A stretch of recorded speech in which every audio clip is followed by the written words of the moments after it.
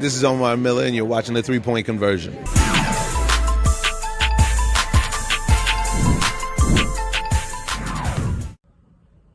This is Carita Parks, Washington football team insider for the 3-point conversion, bringing you your Week 11 post-game recap.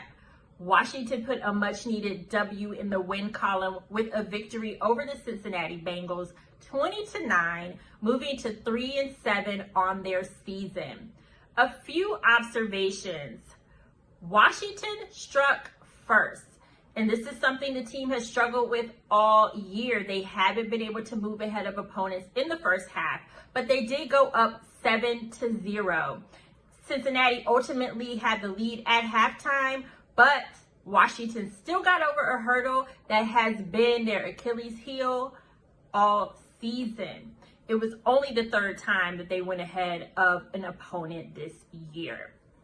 On the defense, in the first half, Ronald Darby stood out. He broke up some key plays in the end zone.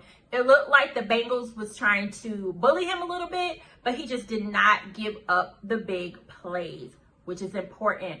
Also, Chase Young, he had a very integral forced fumble where Joe Burrow was leaning in for the score, but with that fumble, it stopped them from putting additional points on the board.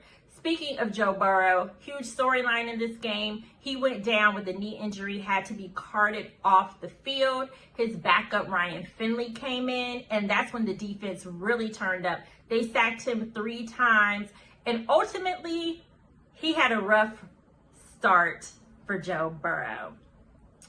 Offensively, the offensive line actually held up very well today. They protected Alex Smith, and they opened up some holes, which got the run game going. Washington had 163 yards on the ground, and Antonio Gibson, he rushed for 94 yards and 1 touchdown. And he just keeps getting better and better, which is exactly what you want to see. Washington is now a half game back from the Philadelphia Eagles in the division.